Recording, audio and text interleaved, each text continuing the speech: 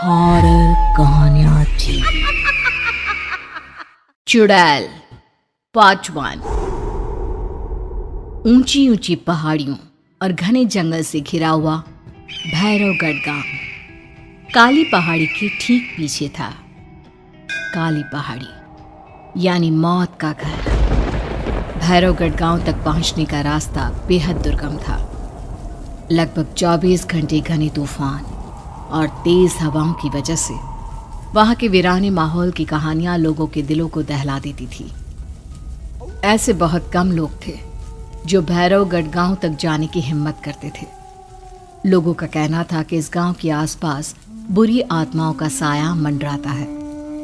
गांव के रहने वाले लोगों ने वैसे तो अपनी आंखों से किसी बुरी आत्मा या साये को नहीं देखा था, लेकिन गांव का बच्चा बच्चा इस बात को महसूस कर सकता था कि गांव के ऊपर कोई तो खौफनाक साया मंडरा रहा है।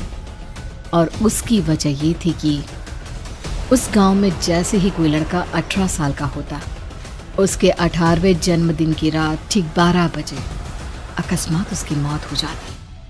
हर बार ये मौतें बड़े ही रहस्यमयी ढंग से होती और इस बार सरपंच सुमेर के बेटे को 18 साल होने में अब बस 15 दिन बाकी थे। अजी सुनते हैं, हमारा बेटा भी कुछ दिन बाद 18 साल का हो जाएगा। कहीं वो डायन उसे भी खा गई तो? कैसी बातें कर रही हो? जब वो इस गांव में ही नहीं है तो कोई भी डायन या बुरा साया उसका कैसे कुछ बिगाड़ सकता है?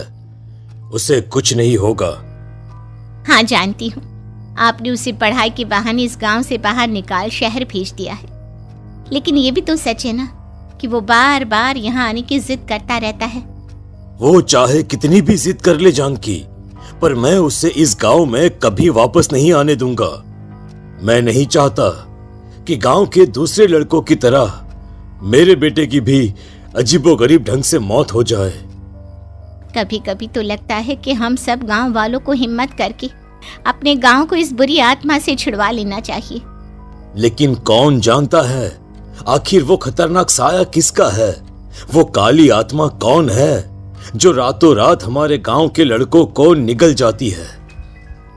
सुमेर और जानकी जब ये सारी बातें कर रहे थे तब रात के लगभग 10 बज चुके थे और हर रात की तरह भैरवगढ़ गांव एक भयानक काले तूफान की आगोश में था। बाहर चल रही तेज हवाएं और बारिश के बीच कभी कभी ऐसा लगता जैसे कोई बुरी तरह से चीख रहा है।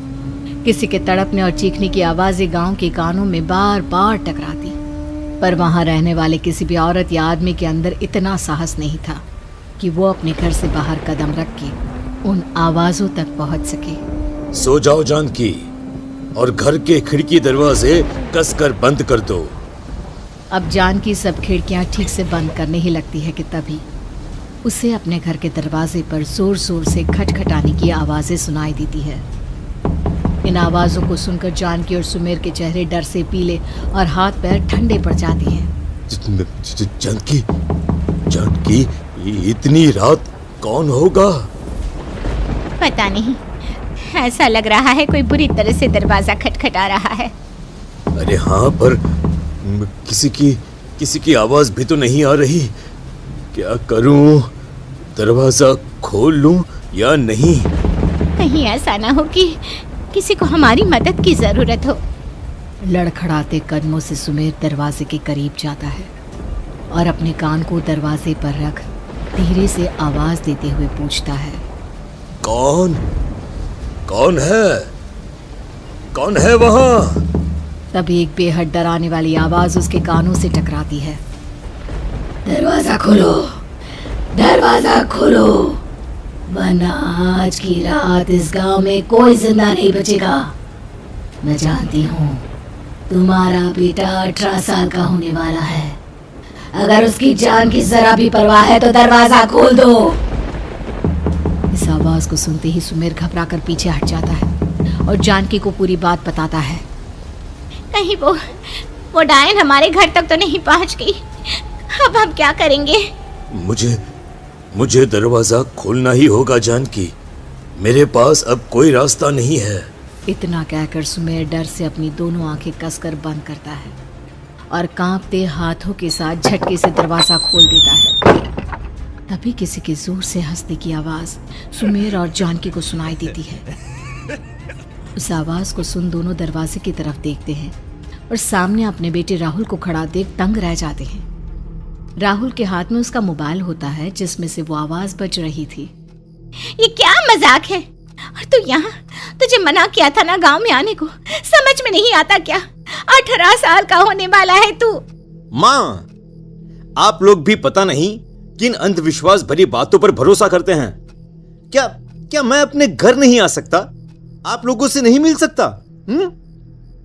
देख बेटा, हमने तुझे किसी वजह से ही इस गांव से दूर रखा था और यहां आकर तूने अच्छा नहीं किया। चल चल चल, मैं तुझे अभी के अभी वापस शहर छोड़कर आता हूं। ओफो पापा, आप बेकार की बातों से परेशान हो रहे हैं। बाहर इतना तेज अंधर तूफान चल रहा है, कहीं जाने की जरूरत नहीं है। मैं बस आप लोगों से मिलने आया हूं, कुछ दिन रहकर चला जाऊंगा। दिमाग खराब हो गया है इस लड़के का, नहीं जानता कि इस गांव में ये सुरक्षित नहीं है। किसने कहा था तुझे यहाँ आने को? ये आवाजें सुन, बाहर से जो आवाजें आ रही है तुझे सुनाई नहीं देती क्या? अरे माँ, जब जोर से तूफान चलता है, तेज हवाएं चलती हैं, तो इसी तरह की आवाजें आती हैं। ये बहुत नॉर्मल है माँ। नॉर्मल होगी तेरे लिए बेटा। 4 दिन शहर में पढ़कर आया है तो अपने माँ बाप की बात नहीं मान सकता। माँ, मुझे अभी बहुत जोरों से भूख लगी है, पहले कुछ खिला दो, और रात भी बहुत हो गई है। हम इस बारे में कल बात करते हैं, ठीक है? राहुल के वापस आ जाने से जानकी और सुमेर की आंखों की नींद उड़ गई थी। खाना खाने के बाद राहुल तो अपने बिस्तर पर जाकर सो गया, लेकिन जानकी और सुमेर पूरी रात उसके कमरे के बाहर पहरेदारी करते रहे। उन्हें पल पल इसी बात का डर था कि कहीं उनके बेटे को कुछ हो ना जाए। रात बीतती है, सुबह का सूरज निकलता है। अब जैसे ही वो राहुल को नींद से जागते देखते हैं तो उन दोनों के दिल को सुकून मिलता है। अरे माँ, पापा, आप अभी तक यहीं बैठे हैं? क्या पूरी रात सोए नहीं? जिनकी जवान बेटी की जान को खतरा हो, उन माँ बाप को नींद नहीं आती बेटा। बेटा, अब तो वापस शहर चला जा। देखो माँ, मैं किसी जरूरी काम से इस गांव में आया हूं, और वो काम पूरा होने के बाद मैं खुद यहां से चला जाऊंगा। काम? गांव में तेरा क्या काम है? पापा, मैं बचपन से ही इस गांव के बारे में बेहद डरावने किस्से सुनते आया हूं, इसीलिए अब मैं उन्हीं किस्सों के ऊपर डॉक्यूमेंट्री फिल्म बनाऊंगा। रिसर्च करना चाहता हूं कि आखिर सच्चाई है क्या। हे भगवान, लो जी, सुन लिया, और भेजो इसे पढ़ने के लिए शहर। मैंने आपसे पहले ही कहा था, मेरी बहन के पास दूसरे गांव भेज दो। ना ये शहर जाता और ना उल जुलूल की बात इसके दिमाग में आती। जानकी और सुमेर राहुल को समझाने की बहुत कोशिश करते हैं, पर वो किसी की बात नहीं सुनता और अपना कैमरा लेकर गांव की पास वाली काली पहाड़ी की तरफ निकल जाता है। अब राहुल जैसे ही काली पहाड़ी पर पहुंचता है, उसकी नजर पहाड़ी के ठीक बीचों बीच बनी एक पुरानी झोपड़ी पर पड़ती है। यहाँ भी कोई रहता है क्या? ये इंटरेस्टिंग होगा। राहुल की आवाज पहाड़ों से टकराकर उसके कानों में सुनाई दे रही थी। उसने चारों तरफ का नजारा देखकर वहां की तस्वीरें अपने कैमरे में उतारना शुरू कर दिया। तभी अचानक राहुल ने अपने कैमरे में खींची हुई तस्वीर को जूम करके देखा, और उसमें उसे जो नजर आया वो देखकर राहुल की होश उड़ गए। क्या सचमुच उस गांव के ऊपर किसी बुरी आत्मा का साया था? क्या राहुल की जान बच पाएगी? क्या देखा था राहुल ने उस फोटो में जिसे देखकर वो दंग रह गया?